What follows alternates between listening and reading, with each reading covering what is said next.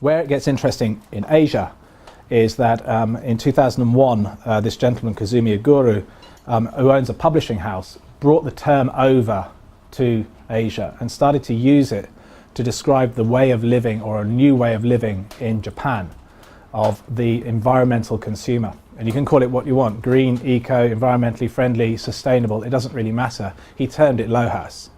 And when you look at brands, and essentially if I look at what my core skill is, it's as a marketeer. I've been always working in brands and developing brands and expanding brands, particularly within the Asian region.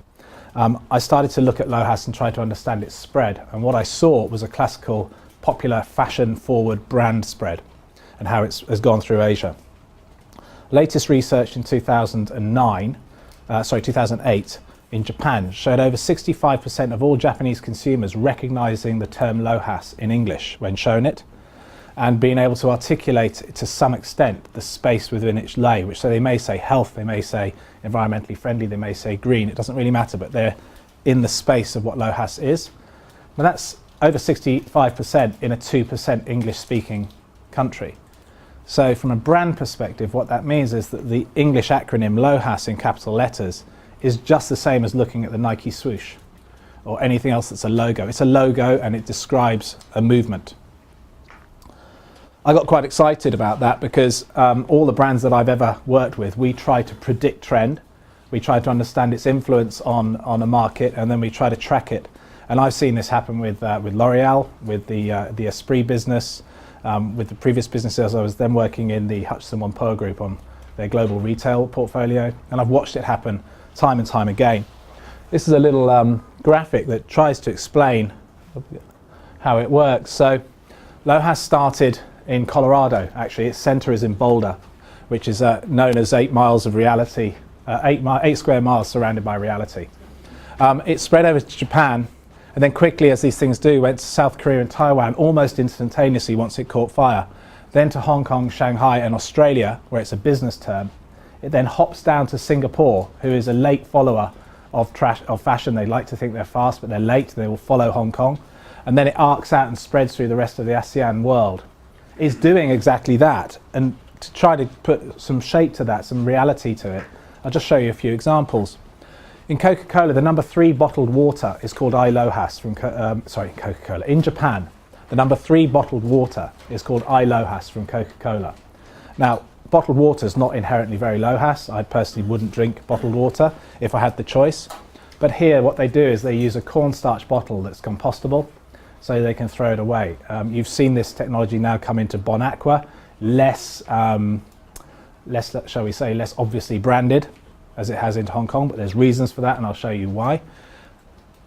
We have Frito-Lay in Taiwan, who are bringing out a small range of crisps that, or chips that have using a better vegetable oil. So it's got less trans fat in it, and it's a more healthy alternative.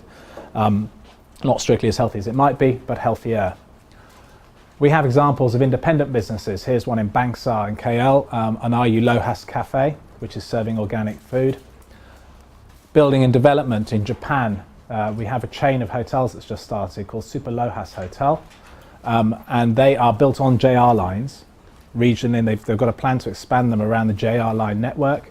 So they are also environmentally and eco within the building design, but for them the point that they're on sustainable transport nodes is an added factor. Here in Hong Kong we've got LOHAS Park, which, if you haven't noticed it, next time you take the MTR you will notice it on the end of the Chung Kwan O line.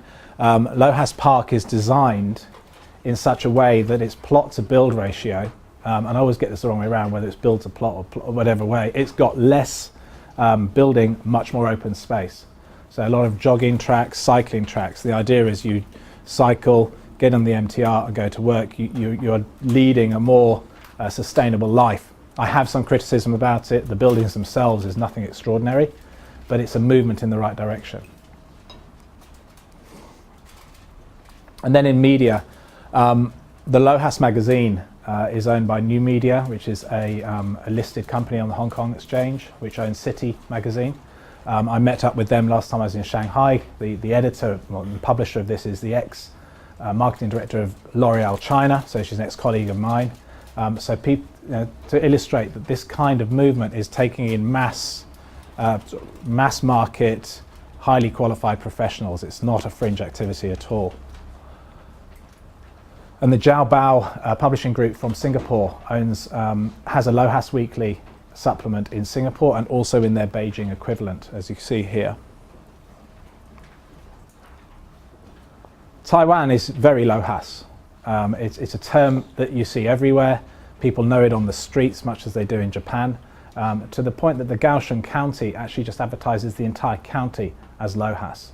And they're focusing on the outdoor pursuits and healthful pursuits that can be had in the county, so hiking, biking, camping, etc., and the spas.